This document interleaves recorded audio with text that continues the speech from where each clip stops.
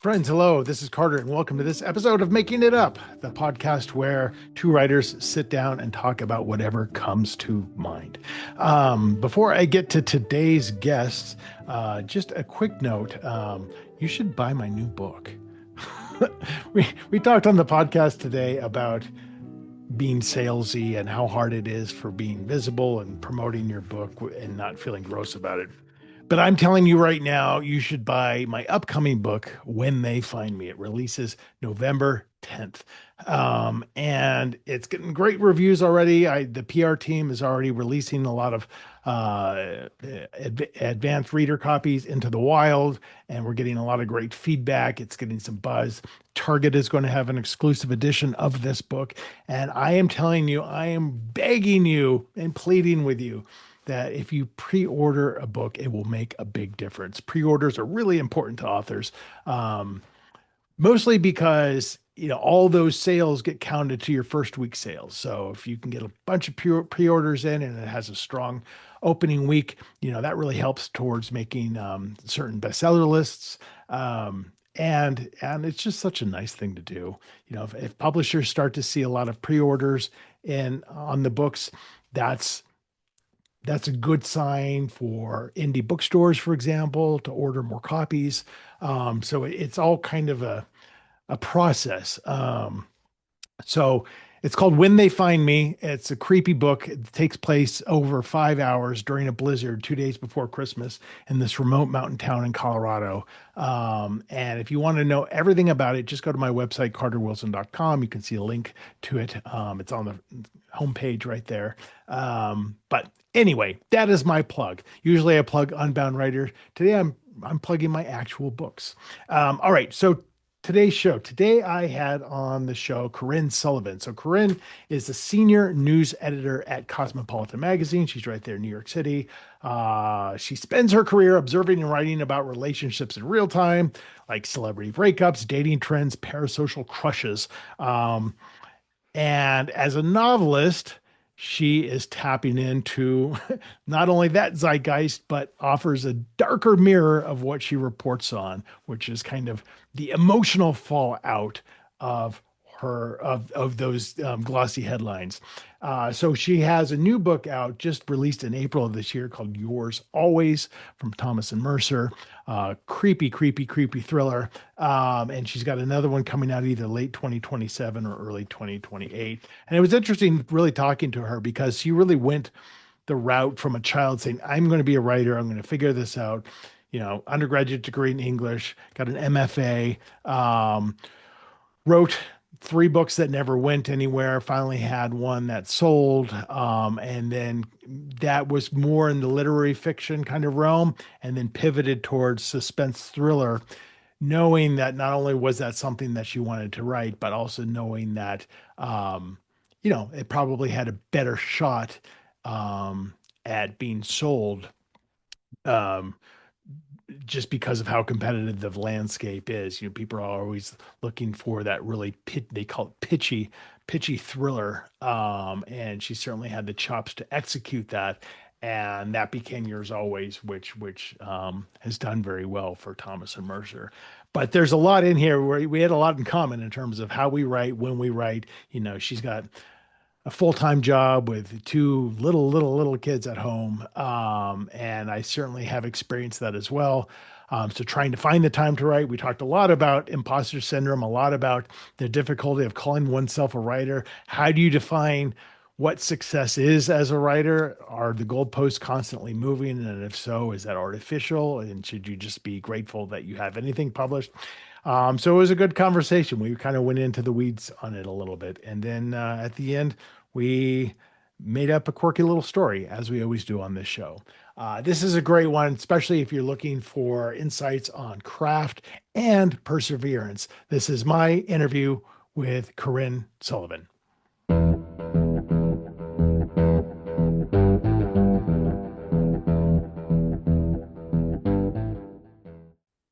So where are the Cosmo headquarters in New York? I have no idea. Yes, we're in Columbus Circle, so right by Central Park, which is Okay, great. It's got a great. great view from the office. Oh, very nice. I just interviewed Kate White the other day. Oh, Uh, no way. so there's this like weird cosmopolitan thing going on here. How long And have you worked there for? it's been about 4 years now. Okay. Yeah, Yeah, I'm a senior I news was editor go here. ahead. Yeah, I was looking at your bio and you're very you your bio is very much somebody who's like, I'm going to be a writer. And that's it's funny, like after interviewing so many people, I realized like that's actually the less common path is somebody who's actually studies it. Usually people like like myself kind of fall into it and have no idea what they're doing. But it feels from reading about you that this is kind of what you've wanted to do and you've been adjacent to novel writing for a while and then you kind of dove in. I would say since I was 5 years old, I always knew I want to write. I just don't know in what capacity. The goal was always to write books, but that doesn't always pan out. That's a tough thing to pursue. So I just knew Yes, I it want to be is. creative. I want to write, and whatever that looks like, I will find a way. So where do you think that comes from though? Because a lot of people say that on the show, and I always think it's worth pausing to kind of reflect on it a little bit. That as a kid, you're like, I want to write. When I was a kid, I wanted to either be a cartoonist or I wanted to, you'd write TV shows, but that all just felt like in the ether. Like, I don't know how these things are even done. So to have some kind of focus put towards that, was there something, is it in the family? Was there something like, this is what I want to study and I'm going to take this seriously? Like, I don't know where that came from. I really don't either. My parents are always wondering. They're not creatives. We really don't have any creative, not to say that my family is not creative, but Right. we don't have any, my parents are not sculptors, artists, but they really fostered this love of books in me. I would go to the library with my parents all the time. I was always reading. They would encourage me, you really like this author, why don't you send them a letter? And Hmm. I was always just finding ways to get my hands on books. And at a certain point, I started to try and create myself. I would take books that I admired and do my own version of it. Yeah, that's so there's something about like the love of story and storytelling. To me, it's always just such a leap to like, oh, well, I can do that. But enough for you at least to realize like maybe this is what I want to study. How old were you when you realized it's a horrible industry to be in? I'm learning every day. Yes, yes, it's not. Right, fresh That's a out. very cynical view. But you said it earlier. It's very tough. Yeah, it's tough. Like when I chose an English major in college, I knew this isn't going to be easy. And then when I really leaned in and got my MFA in fiction, I'm like, I'm digging my hole deeper, but Right, I know this is what I want. And right. so I feel like the path to getting there is to study it as much as I can and really hone my craft and then just hope for the best. Yeah, I mean that hope is a big part of it for sure. I mean, and I even think like, choosing an English undergraduate degree, the country is littered with English degrees of people who are working in IT now. Um, it feels like, it's not that purposeful unless you do like have that intent like I'm digging that hole. I'm getting my MFA. This is where I want to go. What was your MFA experience like? Did it crystallize things or did it make things maybe even more opaque? It probably the latter. While I was getting my MFA, I'm like, my time here is limited. At a certain point, I can no longer be the student. I'm going to have to get a job. Right. And so I spent most of my time while I was also writing, trying to figure out what the next step would look like. I Yeah. volunteered at a high school nearby to see if, okay, maybe teaching's for me. Quickly realized teaching is not for me. Nope, this isn't it. Just the whole kid thing. Oh, the kids are terrifying. Like, can They we are add you terrifying. on Snapchat? I'm like, no. Yeah, right, right. Remind me, get out of here. I mean, every now and then I'll teach like a fourth grade class on storytelling, and I'm exhausted. I don't know how you do this all day long. These teachers, the walls that they have to build around their skin for all just the hyperactivity. No, absolutely not for me. So then I just tried a series of internships. I interned at a couple of literary agencies, at a couple publishing houses, and just Hmm. trying to find my way into the book world, even if I wasn't writing the books myself. So I knew I wanted to be book adjacent. Yeah, yeah. So that's and I've always heard that even those internships are tough to get into. They're highly coveted. They're very competitive. Was that your experience? Yes, I tried for years to get a position as an editorial assistant at any publishing house, did so many editorial tests, got so close, I could not get that job. Hmm. And I took on so many internships that were unpaid and again, very competitive to get. Like, I'm begging to work for you for free. Yeah, I I have no know. money. Let me read, let me write, let me do something. What do you think there? So I'm always curious. So like, this is my ignorance that I'm going to put on full display right now. M- I always kind of feel or have heard that MFAs, are very literary driven, not very genre commercial driven, not a lot of insights about maybe the realities of making a living doing this kind of thing. When you start to apply for these internships at publishing houses, assuming these publishing houses cover multiple genres and literary fiction as well, what do you think that they're looking for? I mean, are they looking for MFA candidates who kind of have maybe that literary bent, or are they looking for more work experience? What do you think it is? I don't think they're necessarily looking for MFA candidates, or they're probably not looking for MFA candidates, Okay. honestly. They don't want to have They're to looking for break them down and build them up again. they're looking for editors, someone who has that sharp critical eye. And I do think that I'm a good editor. I edit every day in my job, but I'm not sure that I was the candidate they were looking for. I'm not sure I know how to shape a book out of a manuscript Right. unless it's my own. And then now you're working, just explain a little bit about what you do with Cosmopolitan magazine. Yes, so I'm the senior news editor. News at Cosmopolitan is very different from what you might find at like CNN, say. Like news for Right. us is celebrities, reality television, the royal family, just really Right. kind of clicky, fun news. Like right now, Love Island USA premieres today. That's going to be my life for the next 6 weeks. That's it. So, and when you say that's going to be your life, like give me an example of that. You're senior news editor. So are you just more reviewing content that's being submitted to you for publication? Are you're having to get your hands dirty watching everything? Like what are you doing? So I assign stories to my team, Yeah. say, hey, like a lot of people are covering it. This one woman got kicked out before the show started. Let's cover that. Let's go into that. What happened there? We'll have a tracker of all the contestants and all the new bombshells coming in. Uh-huh. We're really just kind of the show's on every day. So there's plenty of fodder for Right. content. So we're just seeing what happens in each episode, what is the clickiest thing that happened, and trying to cover it from a unique Cosmo angle. And there's got to be this like amazing, you're so adjacent or not even adjacent, you are right in there with pop culture and what's popular and the kinds of things everyone consumes. And that's so important for writing mystery thriller suspense. Like I think people, my experience is a lot of authors, I don't think necessarily appreciate how much books compete with that kind of thing, right? Because you're whatever's grabbing people's attention.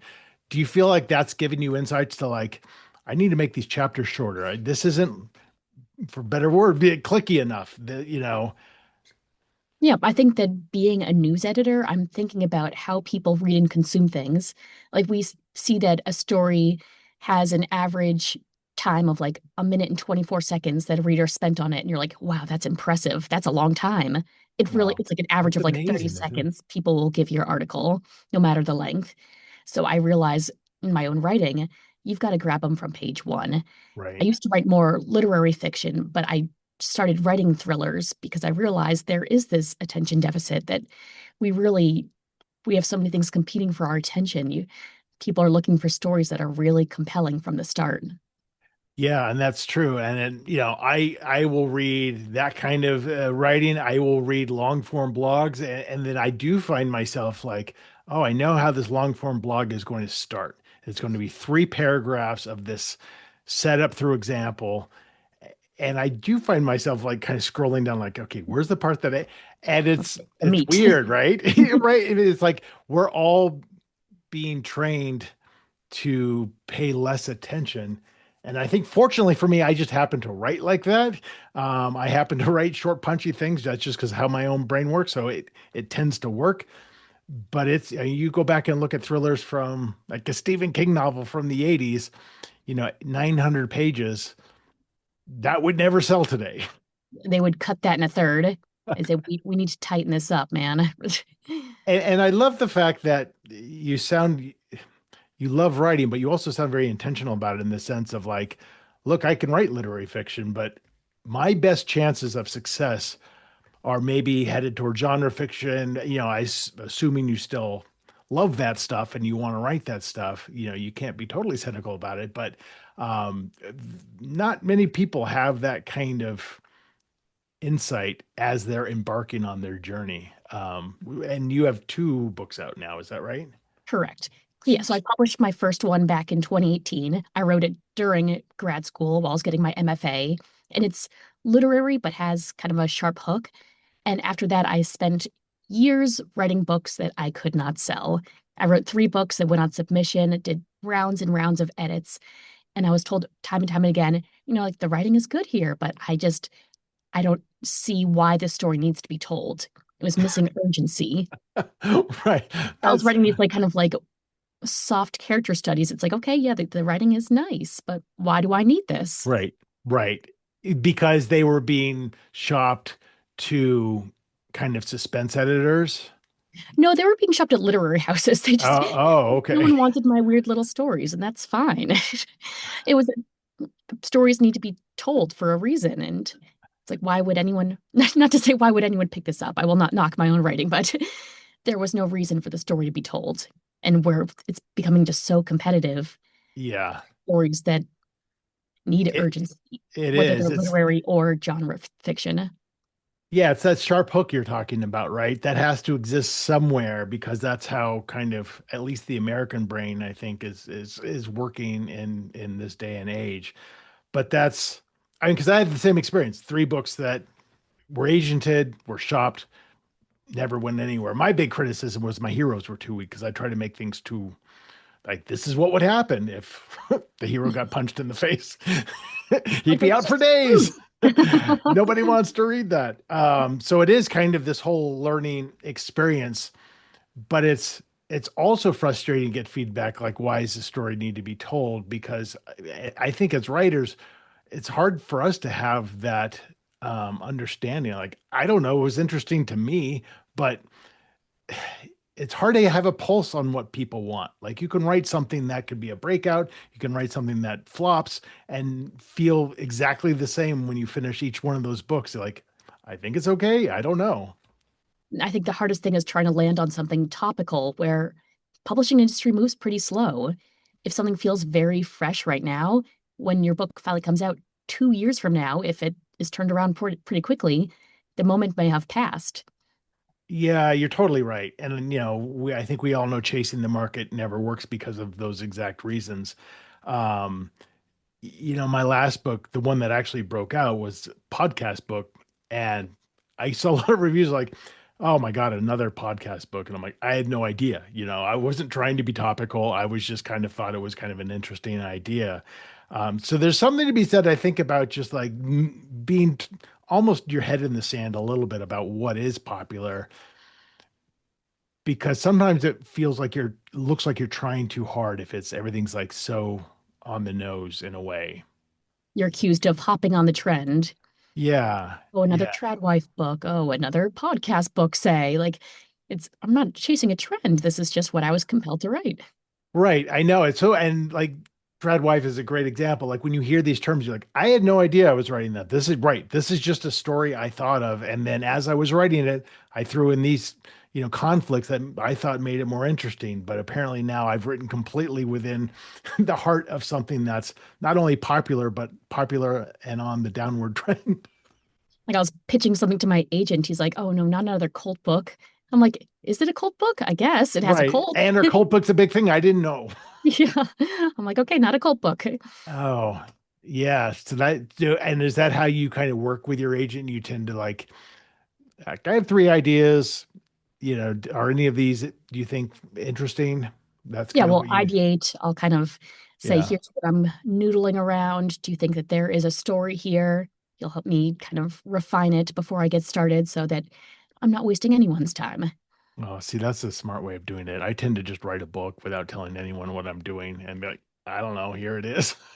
That's why I spent 8 years doing it. And Yeah, I know. I I'm all still kind do of that. That's the only way I know how to do it. I'll go down a rabbit hole. I'm like, I think this is interesting, and is it a problem that it's said in 1974? They're like, yes. like, but I had fun. So, so with that first, you obviously have a lot of manuscripts under your belt, but that first book that published that you wrote in grad school, was that agented? Was that self-published? That was agented. So Okay. one of my internships was at a literary agency. I Oh, became good nice. friends with one of my colleagues, was telling him, I'm working on this book while I'm getting my MFA. He's like, I'd love to read it. He ended up becoming my agent. And so we sold the book to Macmillan. And I thought, this is it. I'm about to be an author. And I was, Well, you were. Yeah, but it totally. was not the overnight success I was looking for. The 5 book deal didn't come soon after. Yeah, but Oh, that isn't just that's a little. rare. That's rare that that ever happens, Yeah. right? And there's got to be, you called that, literary with the sharp hook, but there's got to be even different expectations of writing a piece of literary fiction, your debut novel, and because there is that sense of like, there's this great new American voice out here. There's, that kind of, as opposed to suspense where I think the reality of suspense is, yes, of course you want critical acclaim, but that's where you have the ability to sell potentially a lot of copies. And over 20 years, I've realized I'd rather have sales than awards. But it's that first book, you have no expectation. Like, well, I don't know what happens now. Like, how do I tell if it's how do I tell if it's a success? Right. Like there are so many markers of success now. Is it a starred review in Kirkus? Is it X number of reviews on Amazon? Is it hitting the New York Times bestseller list? Like what counts as success anymore? Yeah, and I think what a lot of authors dismiss is the fact that however you publish, but I think particularly traditional publishing, if you've traditionally published a book, even if it sells 1,000 copies, that's 1% of writers who are able to, that's, to me, that's success. Of course the goalposts are always moving once you accomplish something, but I always try to like look back and reflect of like, wow, like it's amazing that I've gotten this far considering almost nobody does, even if I want more. I mean, being so close to the industry for so long and having your heart in it, even just having that first book published, did that hit you as like, I can die happy now? You would think, but I'm a bit of a perfection. I hold myself to a very high standard. If Sure. one of my friends had published a book, I'd be like, incredible, fantastic work. To myself, I'm like, you're not a real author yet. Maybe 7 books and you'll be a real author. I just sold my third, and I'm starting to come around to the idea that I could be an author. I'm getting more comfortable with claiming that. Yeah. Yeah, you've hit it on the head because this is one of the things I work with my writing students is the psychology of writing it and literally saying I'm a writer when somebody asks what you do. Because for years and years and years and years, decades, I had a full-time corporate job. And I always had it in my head, even after I'd hit bestseller lists, like, how can I claim to be a writer when most of the money I make comes from this other job? And it's all that imposter syndrome, and it's so insidious, right? Because it does really kind of destroy your confidence when confidence is what you need. Um, but with 3 books in, you're starting to feel a little bit more comfortable. We're getting there. Whenever I'm at like a cocktail party and I'm asked what do I do for work, I always lead with the LinkedIn official title. I say, "Oh, I'm a editor at Cosmopolitan," and then we'll shyly add, "But like I write books too." I just don't want Oh my anyone God, thinking I'm I'm just getting like goosebumps. This is exactly my experience. I'm afraid they're going to think like not that there's anything wrong with self-publishing. A ton of people do it and find a lot of success from it, but I feel like for me to be able to claim it, I feel like I need this. It has to be with a trad publisher. It has to be real. I have to be a bestseller before I can claim this title. I needed other people Totally. verifying that this is real. Totally. Oh my God. It's so my like I remember thinking it was my fifth book, which was my eighth because three didn't sell. That got nominated for best novel for ITW, best paperback.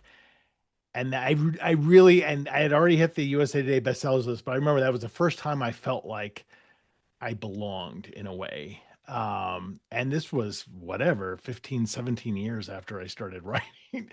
And I think ultimately the issue with it is that if you're not giving your writing kind of that self-love and respect that it deserves, your circle kind of doesn't either, right? Then you have partners who might kind of,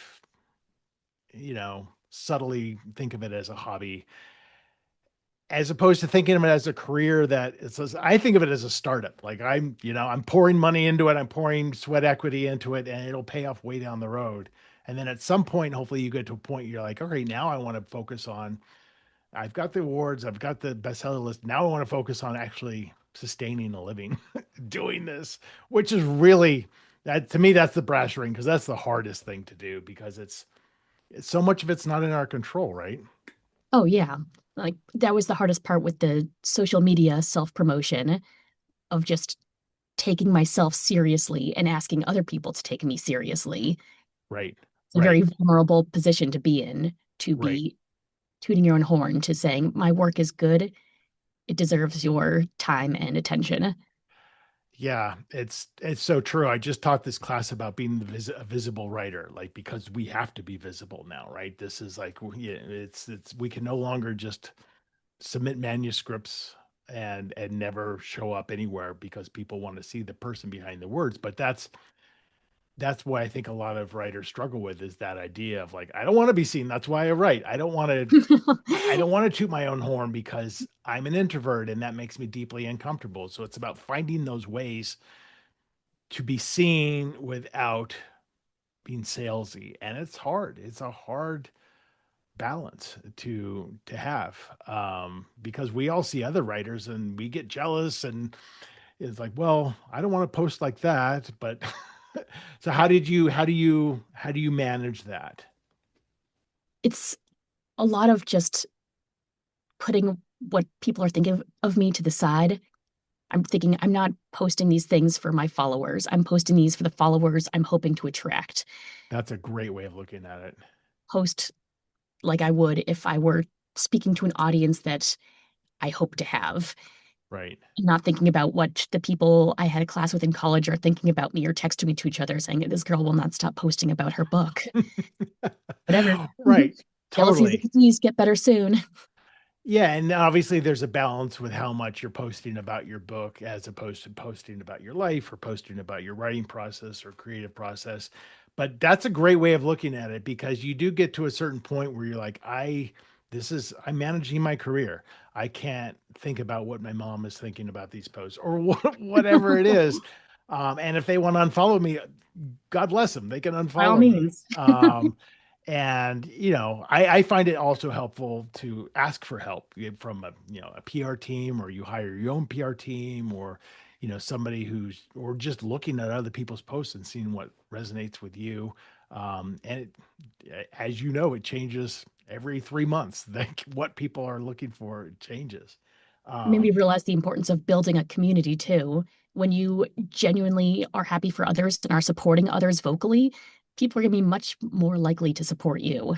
Yeah, totally. I mean, that's one of the reasons I started this podcast is like now I know all these other authors.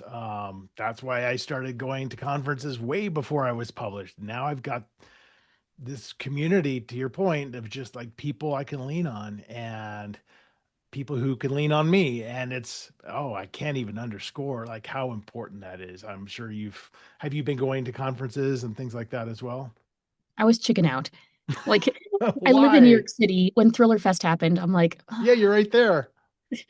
I don't know. Unstructured events give me a lot of anxiety. I'm like, I need a place to be. I need to be told where to sit, who I'm talking to. I Mm. can't float around and make conversation. Is that Nightmare introversion or fuel. what is that? That's social anxiety, that's Yeah. introversion. Yeah. And that's always been kind of part of your character. I'd say so. Yeah. Yeah. Yeah. I mean, Thriller Fest can definitely be overwhelming. I work with the debut authors, so we always like at the cocktail parties, we'll create a table with a sign that says debut authors. So if they don't have anyone else to talk to, they can just come hang out with us because of that same thing. Because, you've got 2,000 people there and then some fairly big names just floating around, and you talk about imposter syndrome. Right, exactly. But then you start to realize how nice these people are. Like, suspense writers to me, like my interactions over 20 years have been like, everyone's my experience is everyone's great. Like I've never witnessed any backstabbing. I've never experienced that myself. Everyone's always willing to help. Hey, will you blurb my book? Sure, that's no problem. And it's amazing. It's a really gentle community from what I've witnessed. The more authors I meet, the more I realize we are all in the same boat here. We all want the same thing. We want readers, we want to support each other, and we want to be supported. Right, right. Because if you're successful, that's not taking anything away from me. That's lifting the whole industry up.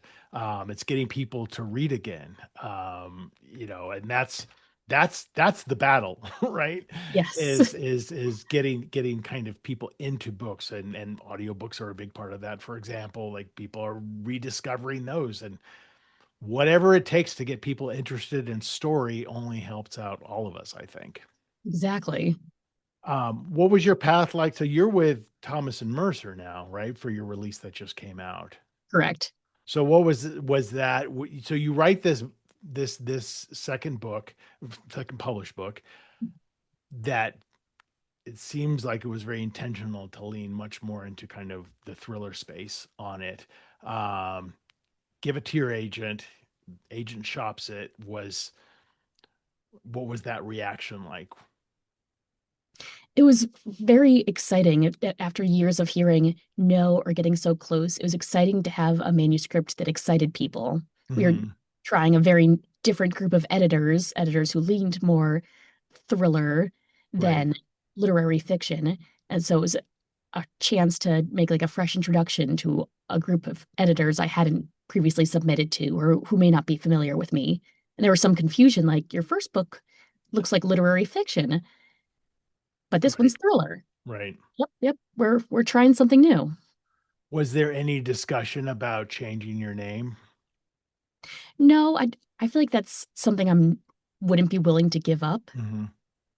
Like there's something to be said about writing under a pseudonym. You have a little bit more freedom to divide your professional life and your personal life. Right. But Yeah, I feel very proud about putting my name on a book. Like I totally. didn't take my husband's last name. I'm like, I like my name. Right. Yeah, no, that's great. I don't want your name. I totally agree. I mean, it is a consideration in those moments that you were talking about. Somebody, an editor's looking at previous works, and because they want to kind of sometimes establish you as the shiny debut, which they still kind of can if you're writing in a kind of a new lane. And as you were writing that book, were you very intentional about how you maybe changed your writing, or was it hookier? you know, what was it, do you think, that really made it kind of sell? I think I did a lot more planning ahead of time. I drafted Hmm. out the whole story before I began writing, and I really focused on story. And I didn't sacrifice prose. I feel that you can have two things. You can have the very compelling storyline with lots of twists and turns, but you can have that really moving prose too. Right. Those two Right. things can exist. Yeah, they should exist, right? Because I think it's pretty often that we see interesting plots, but then if we're not attached to the character, then who cares? Like that lasts for about 50 to 100 pages for me of like, this is fresh, this is original. But if I don't care, and that doesn't mean I have to like the character, but if I don't care about what happens to them, then it's very forgettable, right? So I Right. think striking that balance that you're talking about is kind of the payload, which is hard to do. But if you have that background of writing kind of deep exposition and heartfelt characters, then I think the hookier plot stuff is generally easier to do. I I think. agree. And I have to really love the writing when I'm reading a book. Even if the story is so compelling, I'm turning the pages, I won't be as moved or as driven to pick up another book by that author if I really don't like their writing. Right. Like Andrea Bartz is someone I pick up over and over again because I just love her writing and Yeah. she just tells really, really good stories. Yeah. And it's rare to find someone who does both of those things really well. Yeah. And then you find these Bookstagrammer and Goodreads communities, and who these people who are reading, a book every 3 days. And then that balance of, like, it has to be all of those things, but it also has to be propulsive. And I just think so much of that is just all you can do is write hundreds of thousands of words and get to that point over time where all those things maybe start to click into place. Because I think the moment I stop and start to try to dissect a book that I'm writing, it gets overwhelming, because I'm like, I don't know if the character is interesting. I don't know if this is propulsive enough. You just have to go with instinct after a while. But that took me, you know, 15 books to Yeah. feel like, just trust your instincts, which is a really scary thing to do for somebody with imposter syndrome. Yes. Yes, hard agree. And a lot of it is learning to trust your reader too. I feel like I'm tempted to do a lot of hand holding when I write. I'm Right. like, okay, I want to make sure I got to make this very obvious. And you have to go through with a red pen after and say, okay, what is really not needed? What can the reader figure out on their own? Right. And most of the time that's almost everything. Yeah. And that's what's amazing, is like it could be literally two sentences that an editor and agent will be like, it's really starting to slow down right here. And it's like, I just described a tree. Can I have a breath? And they're like, no, you can't. We're The bored. readers know Move what on. trees look like.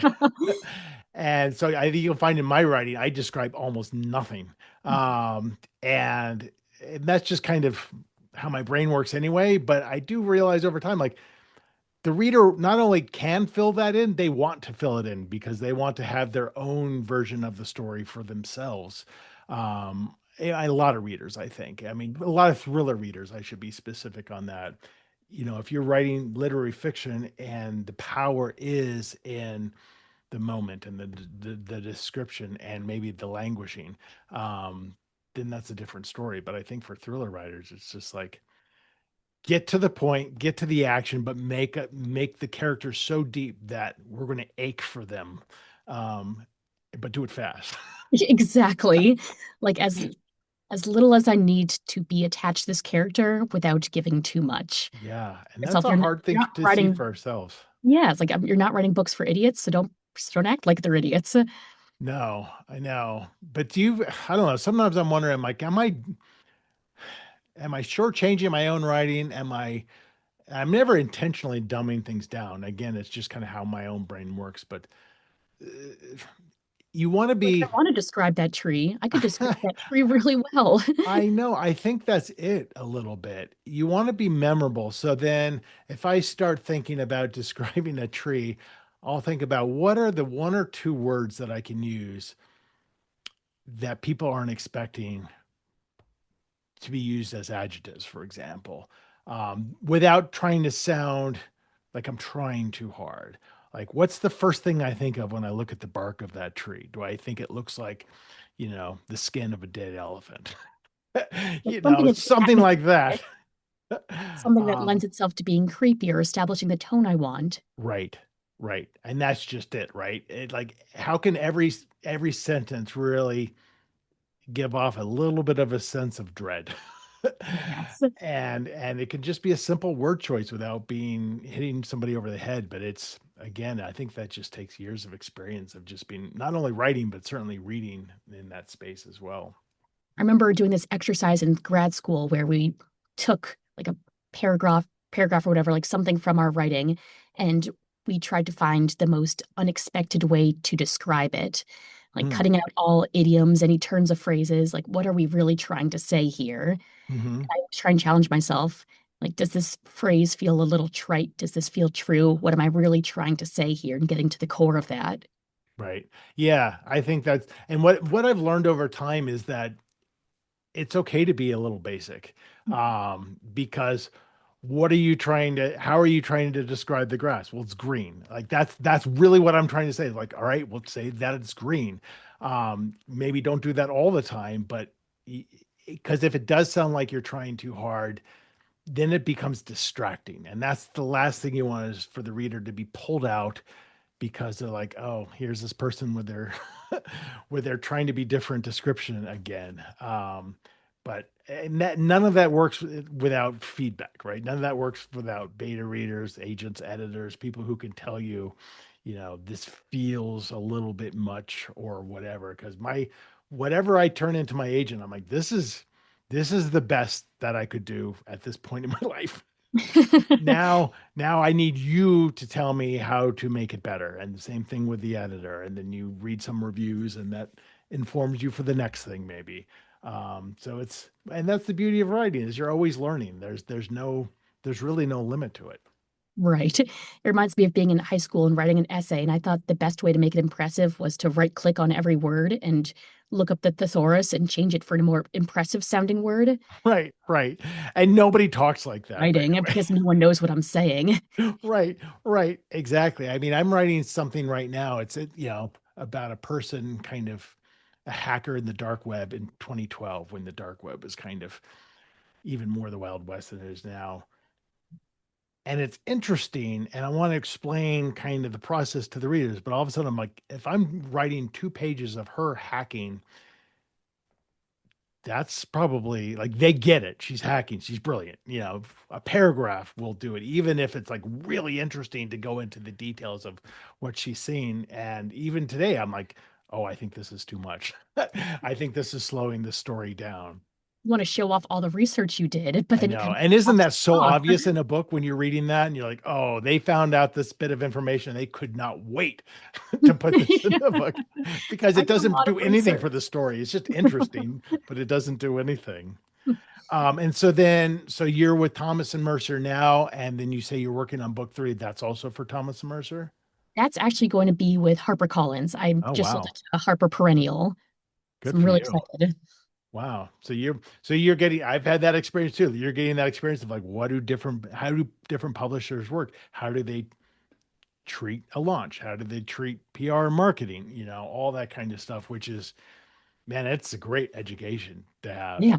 because you do have an appreciation for when you're with a publisher that is really paying a lot of attention. You're like, well, this is way more than I got before, or whatever it is. When does Yeah, that book come out? that comes out to be determined either fall of 2027 or spring 2028. Yep. Yep.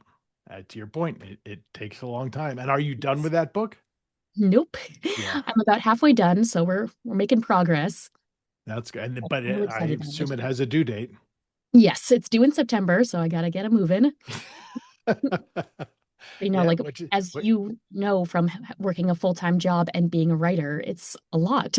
I it have is two a little lot. kids. I have a 1-year-old and a 3-year-old. Oh my goodness. It's a lot. Yeah, you were right in that sweet spot of horror where Hmm. yeah, I mean, when my kids were that age, I wasn't on deadline. I was writing spec, but I would give myself deadlines.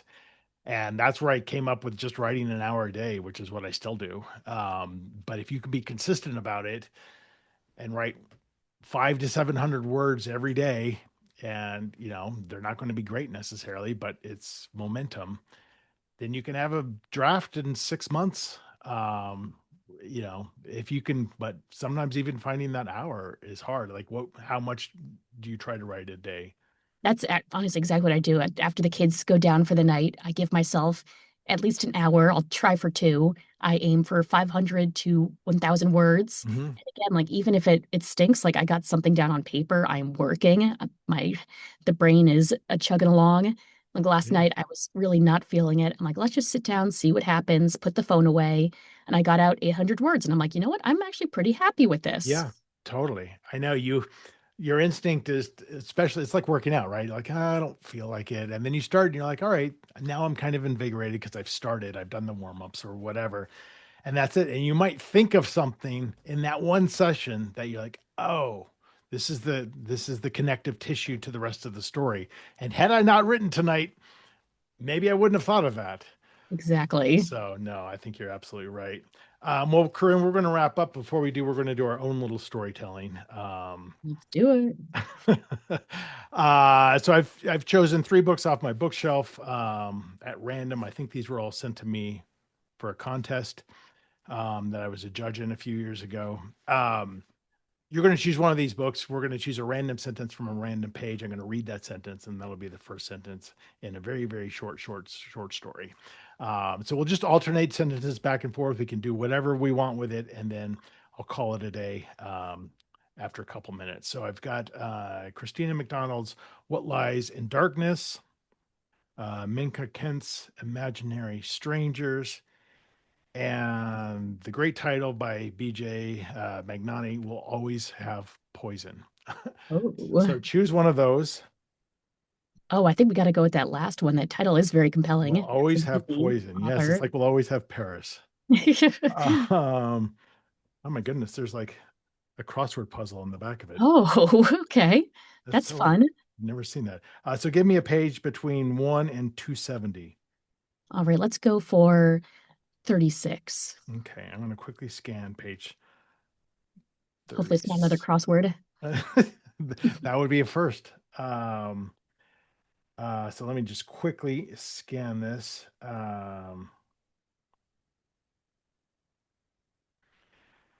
All right, you can do whatever you want with this. The sentence is this: She returned the camera to the bottom drawer of her locked file cabinet. Hmm. She had just returned from a party where she took some incriminating photos of her ex. She had to think what she was going to do with the film. Yes, she still used film, and she had to find a place to develop it. And she quickly got lost in the salacious joy of revenge, not actually thinking about what it would do to his kids. And interestingly enough, they were also her kids. So she was really in a pickle. But she knew what was on the film wasn't just immoral, it was criminal. And there was a possibility of actual prison time. And for all of the times she wished him away, she was never as close to actually making that happen as she was now. And then she took the photos to be developed by her lover, and he realized what we have on our hands isn't just evidence of a crime, it's evidence of a murder. Oh, I think we leave it there. And I love that her lover was conveniently a photo developer. You love when that happens. It's just so convenient. That was great. Wow, 10 out of 10 would read. Well, thank you for being a good sport. And what a pleasure to meet you. And, next year at Thriller Fest, if you're a couple blocks away, you should pop in and say hi. I'm doing it. I've determined, holding Awesome. myself accountable. Yes, yes. It's part of the experience. So, but congrats on the recent release, and looking forward to the one in 2027, 2028. And yeah, thank you again. Thank you so much for having me. This was a blast. Take care, Corinne. Bye. Bye. All right, friends, that is it. That is my conversation with Corinne Sullivan. Like I said, lots of good insight in that conversation, especially if you are an aspiring writer. Actually, I just heard that you're not supposed to say aspiring writer, that some people are offended by that. So if I offended you by saying that, I am sorry. Unpublished writer, maybe. This is all news to me. My friend Alex Finlay just told me this the other day. So we shall not say AW. Unpublished writer. You can check out Corinne's latest book, Yours Always. And if you're interested in pre-ordering a copy, of when they find me my new book. You would be my best friend for at least a couple minutes. I would really appreciate it. But you can investigate all things about my books at carterwilson.com. All right, that is it. That is it for this episode of Making It Up. Thanks as always for watching and or listening. Until we post one next week again, friends, take care.